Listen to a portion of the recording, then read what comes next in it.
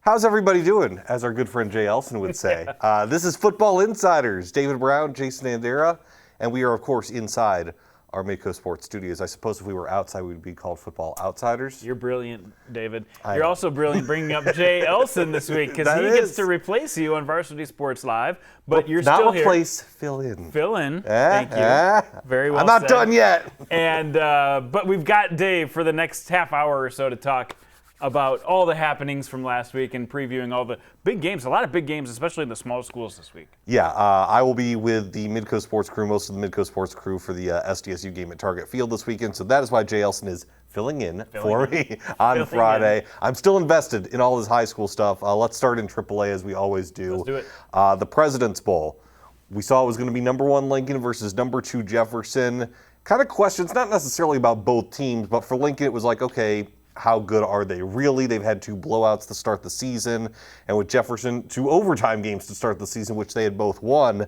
And I don't even think even the most optimistic Lincoln fan or the most pessimistic Jefferson fan saw a 48-0 shutout coming. It was jaw-dropping. I went to the sidelines and watched the game, and just the way it started out, Lincoln commanded the line of scrimmage on the offensive and the defensive side. And I think the most impressive part for me was the way Lincoln played on defense. They controlled that game. They put pressure on Ethan Swenson. They stopped the running game, virtually stopped it. They held Jefferson to less than 1 yard per carry in that game. So as much pub as the offense gets, because they are that good. They are really good. This defense has really risen to the occasion. A lot of young players in this defense. Bryson Mitchell, their all-state defensive end, is back. But other than that, they've had to plug in a lot of pieces, and they have cruised this year, giving up just 7 points in 3 games. So that was a really impressive game, start to finish, for these Patriots. And you look at it from kind of a big picture perspective. This was Jefferson's first loss in nearly 2 years because they went undefeated last season. And you look at, I don't necessarily want to call it a changing of the guard quite yet, but it does seem the script has flipped a little bit. I mean, we talk about how Jefferson won every game by at least 17 points last season. Lincoln was the team that played them the closest in both the regular season and the semifinals. So seeing how Lincoln kind of wanted to get over that Jefferson hump is something that obviously I'm sure head coach Fredenberg is very impressed by. They have to be impressed, and they have been making strides every year, just a little bit better, but this year maybe a little bit bigger jump than usual. And you're right, they played Roosevelt and Central the first 2 weeks. They didn't know where they were at. Right. And now I think they have a better feeling of where they're at, but now they can't believe the hype too much because they got another big game coming up this week. Yeah, they have obviously a huge game, 2 last points, 1 on each side. Let's start with Jefferson. They're 2-1, and they very easily could be 0-3 because of the 2 overtime wins. What do we make of the Cavs this season? I'll tell you what, the Cavs, they only have, 3 starters returning or something, so some people are looking at them like, well, maybe this is who they are. I think they're better than what they played against Lincoln. They got shell-shocked. They threw a couple of interceptions, lost a fumble, couldn't get any ground. They didn't have that veteran leadership that they needed once they got down early to be able to really put their nose to the grindstone and get back into that game. I think Jefferson's better than that, but they're in that pack. Right now, that pack between the 2 and 5 or 6 spots. 2 and 7, honestly. It's so minimal right now. And we saw that with Harrisburg playing Brandon close, Brandon playing O'Gorman close. You know, O'Gorman looks good right now, but how much better are they than the rest of that field? We don't know. Harrisburg coming on strong last week against Stevens, but we don't know. Washington, getting ranked for that one quick week and then falling out of the rankings. Yeah. And now Roosevelt with their complete team back, maybe they belong in that conversation as well. So that is what we expected with AAA. Anytime anybody plays anybody, we're going to have a good game. We didn't expect Lincoln to maybe be head and shoulders above. And with Lincoln, 40-plus points each game. You've mentioned they've only given up 7 all season. That was the opening week. This seems, you don't want to necessarily call it their time because we're 3 weeks into the season, but this seems like the team that is on the mission this season, that has tired of losing in the semifinals for 3 straight years. They want to finally get over that hump, and it seems like they have the personnel and the maturity to do it. And they have the depth. And I have said on this show the last couple of weeks, well, Lincoln might be able to do this in the regular season. Do they have enough depth to get through a tough postseason? Well, after re-examining and looking a little bit closer, 3 running backs that are studs. Yep. They got a new sophomore receiver this year in Mikey Roach, who's caught 3 touchdowns already this year, to add to their all-state senior receivers. Their offensive line basically returns everything from last year. They've got 3 or 4 backups that could start on almost any team. Defensively, we were a little bit worried depth-wise, but the starters out there are doing great. I'll tell you what, they have more depth than I thought they had, and that's bad news for the rest of the class. We're going to get to their matchup next week against Harrisburg in a minute. The other President's Bowl game that just want to discuss quickly, Roosevelt over Washington, 35-26. Roosevelt gets its first win of the season, so now both Rosie and Washington are 1-2. A couple of teams that are kind of up and coming. They've each had some down years, probably still need a little more polish, but I think maybe the biggest question is Roosevelt was finally at full strength, quote unquote, whatever you want to call it, for the first time this season. We've mentioned on the show, everyone knows who follows the team. They had some suspensions for the first couple of games. They finally are, fully there in terms of the personnel that they thought. So what do we make of Roosevelt? Well, there was definitely some rust on Roosevelt. They didn't play their best game, and they still got, a touchdown win over a ranked team. That's good news for them. Their quarterback, Jackson Brower, who had a great summer. I mean, he's one of the most physical quarterbacks. He made some mistakes that he normally won't make. Jackson Gravengood back to his normal position. We saw what he can do. 15 carries, 250-plus yards. And then he also made some plays in the passing game. He was a workhorse in that game, and he was integral to the success of that team. Defensively, they played well, and they have so much speed that we didn't really know about. Austin Markman came out and played an excellent game for them. They've got other guys who they haven't used in the past that came out this game and really showed up, but there's still room to get better for this Roosevelt team. I would worry about them if I'm playing against them. Yeah, I think Roosevelt's most intriguing is probably the wrong phrase, but I'm going to use it now just because we don't know what they are right now. Right. They've had one game where, again, the entire roster has been available to them, and so they're out of the top 5 right now, but as we mentioned, we could easily see them sneak in there. The rankings for this week, Lincoln, of course, 1, O'Gorman 2, Jefferson 3, Harrisburg 4, Brandon Valley 5. Oddly enough, you and I were discussing things beforehand. Even though Jefferson beat Harrisburg earlier this season, in both of our respective submissions, we had Harrisburg above Jefferson. Yeah, we didn't talk about it beforehand. No. It's funny how we agree afterward. I watched Jefferson play Harrisburg at the beginning of the year, and if it wasn't for the turnovers and some of the dumb penalties that Harrisburg made, they looked like a better team overall than Jefferson. Jefferson won, give them credit. Yep. But it just feels like Harrisburg is more of a contender right now than Jefferson. And honestly, maybe Roosevelt more of a contender than Jefferson right now. That'll be an interesting game here coming down the stretch to see, Jefferson, Roosevelt, Washington, which of those 3 Sioux Falls schools rises up to play with the Harrisburgs and the O'Gormans and the Lincolns right now. Just some other results from their weekend. Harrisburg beat Rapid City Stevens 41-13. Should mention O'Gorman's fun game with T area. That was a game they lost to T last season at T. They get a bit of revenge 41-30. And then Brandon Valley shuts out Rapid City Central 32-0. So the games upcoming this weekend, you got it right here. Harrisburg against Lincoln. Sam Knuth versus Tate Schaefer. I think the question is, can Harrisburg get enough diversity on offense? We talked about it a couple weeks ago. If they can find a consistent running game, they could be that consistent, maybe number 2 to Lincoln's number 1. That's something they're working on. As the season goes on, they're going to see if they can get more consistency running. They've shared the carries a little bit more. Levi Danielson has been a good back for them, but the explosive plays are still missing a little bit for the Harrisburg backfield, but it's been overshadowed by the way that Sam Knuth has played in the last couple of weeks. He has made huge improvements those last 2 weeks. And then the array of receivers he has, I mean, he'll point to his receivers as being the reason. And that is definitely a big part, having Titan Tryon and, Morton and Carlson. All these guys that are just making plays for him right now. So Harrisburg's dangerous offensively, that's for sure. And then the other interesting game, Roosevelt at Brandon Valley. Now that Roosevelt's had a win, both them and Brandon Valley are each 1-2.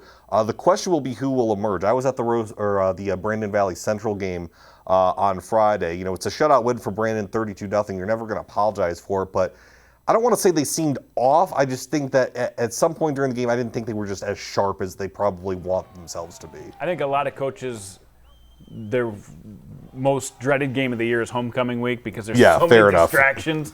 And it was homecoming week for Brandon Valley. They were playing Rapid City Central, who hasn't won in how many games. I could see why the focus wasn't there for Brandon Valley, but the talent is there. But Absolutely. They could have been much more impressive. Yeah, it was a 18-0 game at halftime, 32-0 again. You shut out a team, you're not going to apologize for it. A win's a win. It's a good win. I just thought that offensively they did not look as sharp as they did. Honestly, they didn't look as sharp as the game they lost to Harrisburg. Right. So, in my personal opinion. So, interesting to see Brandon Valley and Roosevelt, who emerges from that, gets to 500. That's going to be a good game. That's going to be a fun one. It'll be a very good game. Moving on down to AA. Pierre is Pierre, 62-8 over Mitchell. They finally gave up points. I'm sure that's very disappointing for Governors fans. We mentioned that T lost to O'Gorman, a class above them. But the game of the weekend was Yankton and Watertown. It was a matchup of 3 versus 4. Yankton fell behind early on the road 14-0 and scores 31 unanswered points en route to a 31-20 win. Got to give a lot of credit to Lucas Kamshoff, their quarterback. Haven't heard a lot about him, because he hasn't been the quarterback. He's been behind Rugby Riken for the last couple of years. But at the JV level, he has shined, and Brady Muth knew what he had in Lucas Kamshoff. So it's fun to show, hey, this is what I got. And he came out and threw for over 300 yards. Austin Goebel was tremendous. And then you're right, to get down early on the road to a good team, and to a Juven Hudson-led team, that he was mowing people down. Well, he had all 3 touchdowns for Watertown. Exactly, and to come back with that fortitude and really control that second half, that says a lot about these Yankton Bucks. And, of course, the road does not get easier for Yankton, but they are at home this weekend, and they are facing Pierre. That's going to be the matchup in AA this week. That is the one that Yankton's risen up now in the rankings, so this is a 1 versus 2 battle. Pierre's probably biggest test this year, just the way it looks with Brandon Valley could be an interesting game for them down the road here. T, always an interesting game, but this is one where they go on the road. They really get to prove if they are that lock for a number 1 team, or if there's a little bit more competition than we thought. And it's going to be fun to find out for Yankton if they can compete with this lore of the Pierre Governors that they've been hearing about for the last 6 years. And, of course, the good news for Yankton is they are at home. Things are going to be packed. Both the players and the staff are ready for this. Oh, my gosh, yeah. The staff is for sure ready for this. The community of Yankton rallies around football so much, and they've been looking forward to having a contender. They've had good teams over the last few years, but they feel like they may have a contender this year. I think one thing that Yankton really can point to this year is they do have Lucas Kamshoff throwing the ball, but they have great balance. Evan Sirk has really come out and had an excellent year running the football alongside the guy we knew who could run the football in Shaler Platt. So offensively, they feel more balanced than they have in the last few years. This could be a tremendous game, and we know Pierre has the balance too. They've got a little bit of everything. They do have a little bit of everything, but as you mentioned, Sirk and Platt are going to be tough for that Pierre Governor defense to stop. And then you mentioned the quarterbacks. We talked about Kamshoff, but of course, Kaiser has been just doing excellent things for Pierre, just continuing that tradition of excellent Governor quarterbacks. Yeah, they've had every quarterback starter they've had since Jason Papica won that title with them, what was that, about 10 years ago, has been an all-state quarterback. And it looks like Cade Kaiser is going to keep that tradition up. He has been tremendous this season, 36 of 48, throwing for 549 yards. 10 touchdowns, just 1 interception, and then he can tuck and run if he needs to as well. He has been tremendous running the football. So I'll tell you what, Cade Kaiser has been, I don't know if a pleasant surprise, or maybe they expected this. They knew what they had in Cade Kaiser, but the rest of the state has definitely been surprised, and it's been good for Kaiser. So 1 versus 2, Pierre versus Yankton. The rest of the top 5, T is number 3, Watertown 4, Spearfish 5. Kind of tough to knock T down after losing to a class above them, but I think Yankton's win on the road. I had this exact top 5. Yeah, I agree with this top 5 as well. I think T area, they showed some signs of life against O'Gorman, but for as good as their defense is, it's really tough to match up with all those stars all on those the outside. weapons. And, Ryland Satter had a good game. Of course, Maverick Jones had a great game. And, 2 big catches in the middle as well for the UND guy. Theobald. Henry Theobald. Thank you.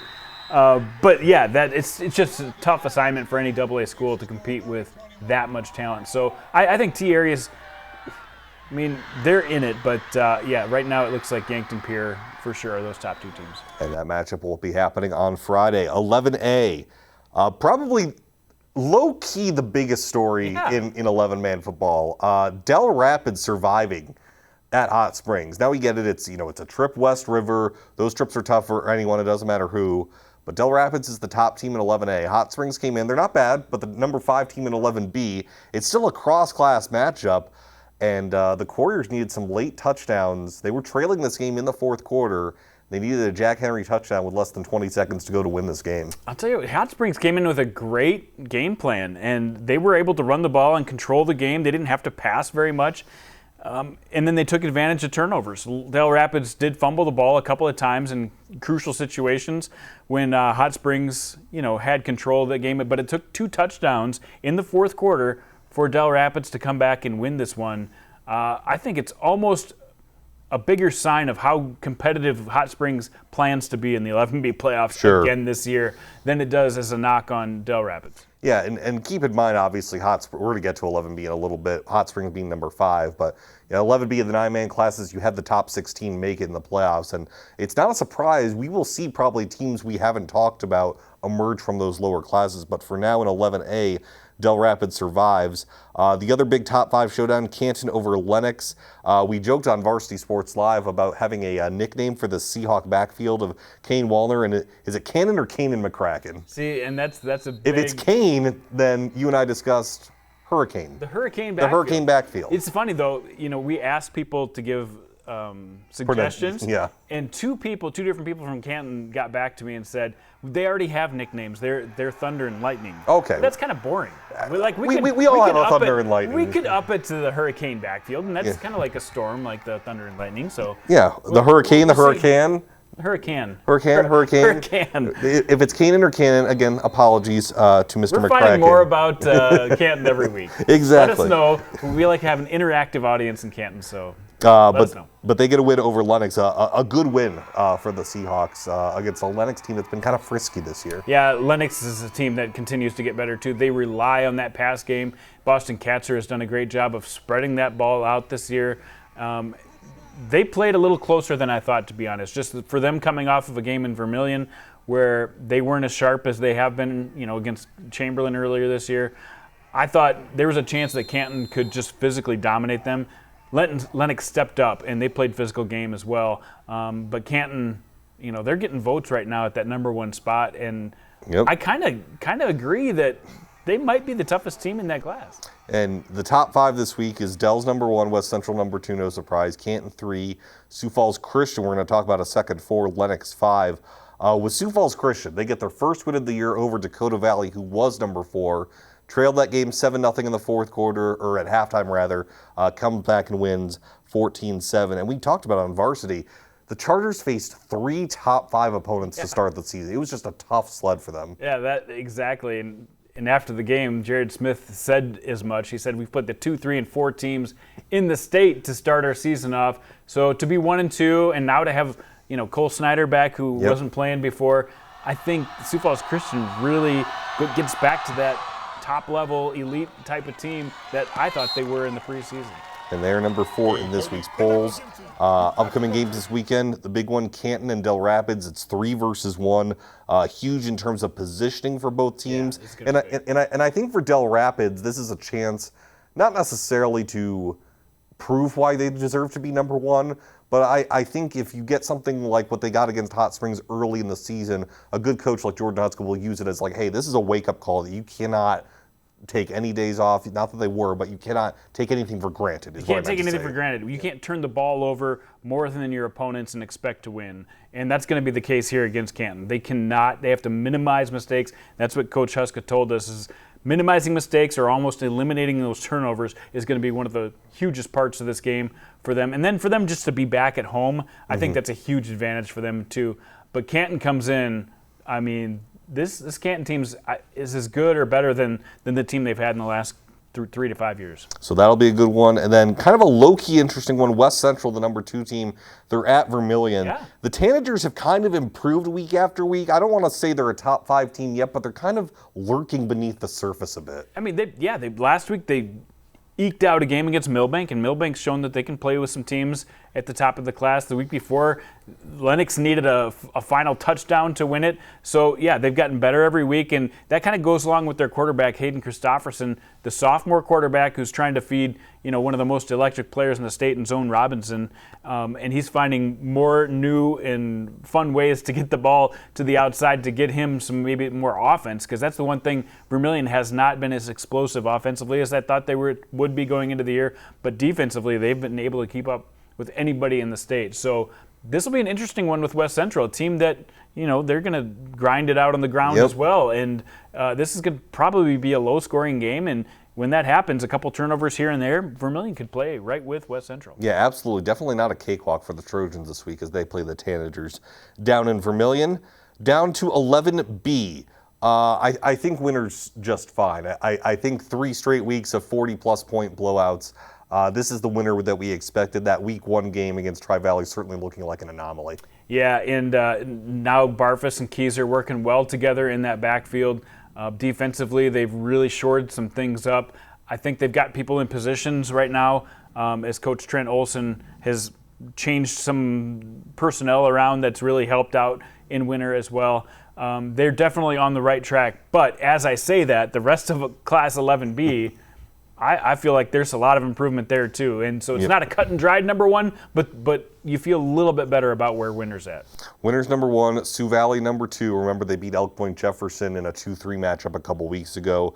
Bridgewater Emory Ethan is 3, Elk Point 4, Hot Springs 5. Again, with those teams above Hot Springs, even in a loss, I'm glad to see them stay at number 5. Yeah. The interesting one is going to be Bridgewater Emory Ethan. 3 of the next 4 weeks, they play Sioux Valley, Winter, and Elk Point, basically the other 3 teams in that top 4 around them. So we are going to learn a lot about the Seahawks over the next month. I tell you what, I didn't vote the Seahawks in the top 5 at the beginning of the season. I don't know if this is bulletin board material or not, but I think after this stretch, bulletin board. I think after this stretch, they get knocked out of the rankings. That's just too big of a schedule and too big of an ask for them. Interesting. Last week had a really tough game against Parker.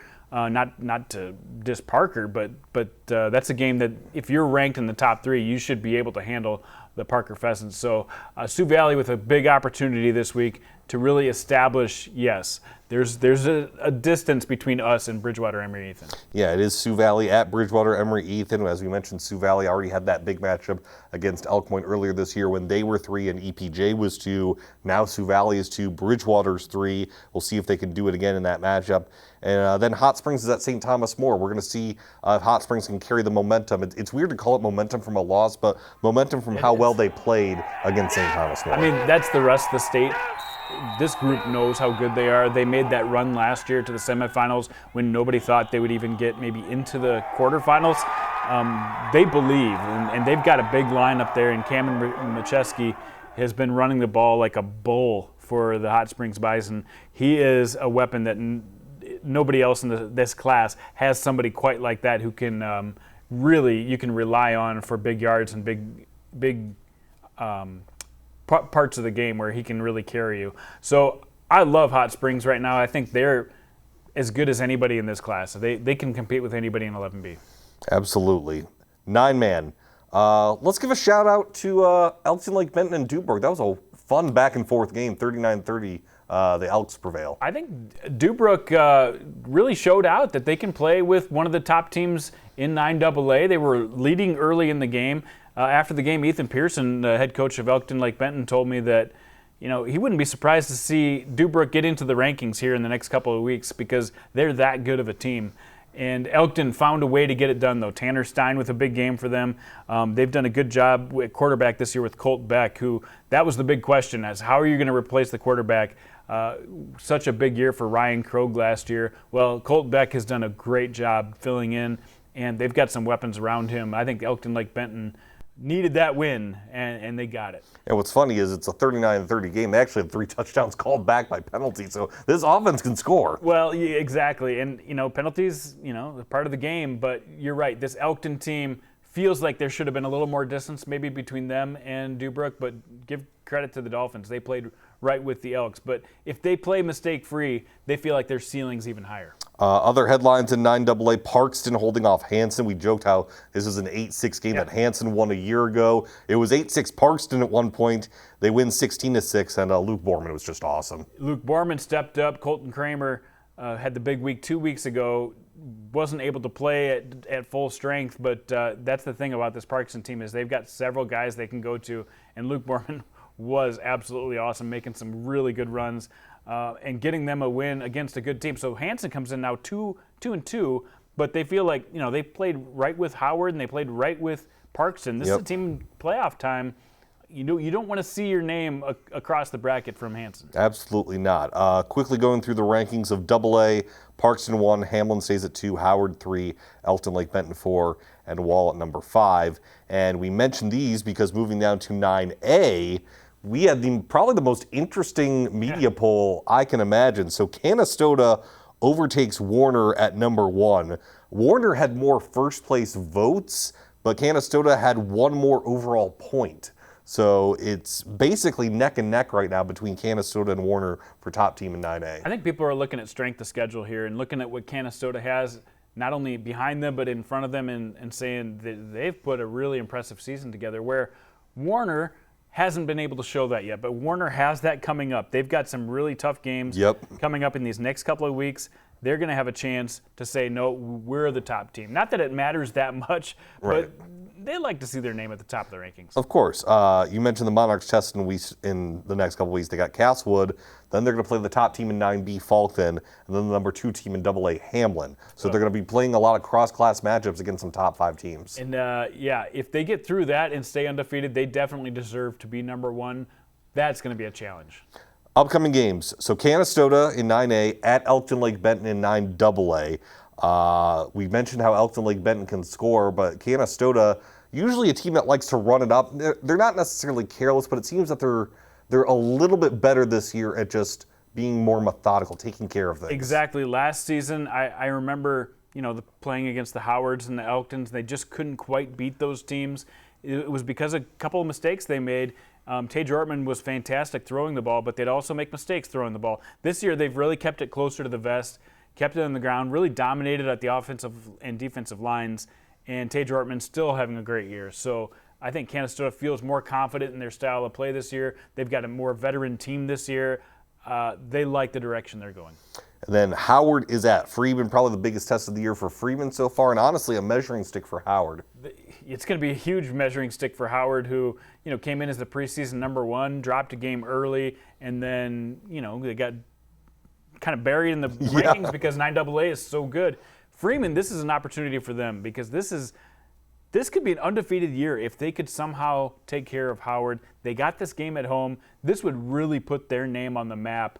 And we know they can throw the ball. Riley Cheddar is phenomenal. And Rocky got Amon, one of the prettiest throws you'll see across the state. Definitely. And Rocky Amon is another guy who's been phenomenal as a senior.